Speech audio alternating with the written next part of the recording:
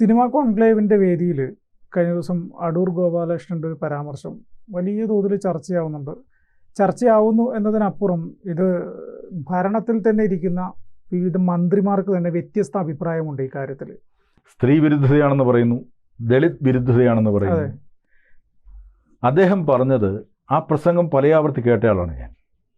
അദ്ദേഹം പറഞ്ഞത്, ഇപ്പോൾ പട്ടിക വിഭാഗത്തിന് സിനിമ എടുക്കാൻ പണം കൊടുക്കുന്നു, 1.5 കോടി രൂപ KSFTC കൊടുക്കുന്നു. അത് 3 പേർക്കായിട്ട് 50 ലക്ഷം രൂപ വീതം കൊടുത്താൽ 3 സിനിമ ഉണ്ടാവില്ലേ? അത് മാത്രവുമല്ല, അവർക്ക് നല്ല പരിശീലനം, ഒരു 3 മാസത്തെങ്കിലും പരിശീലനം കൊടുക്കണം. ഉടനെ ഇവിടെ ദളിത് ആക്ടിവിസ്റ്റുകൾ പറഞ്ഞതെന്താണ്? പട്ടിക ജാതിയിൽപ്പെട്ടവർക്ക് വിവരമില്ലാത്തതുകൊണ്ട് അവർക്ക് പരിശീലനം കൊടുക്കണമെന്ന് പറഞ്ഞു എന്നാണ് പറയുന്നത്. എനിക്ക് മനസ്സിലാവുന്നില്ല.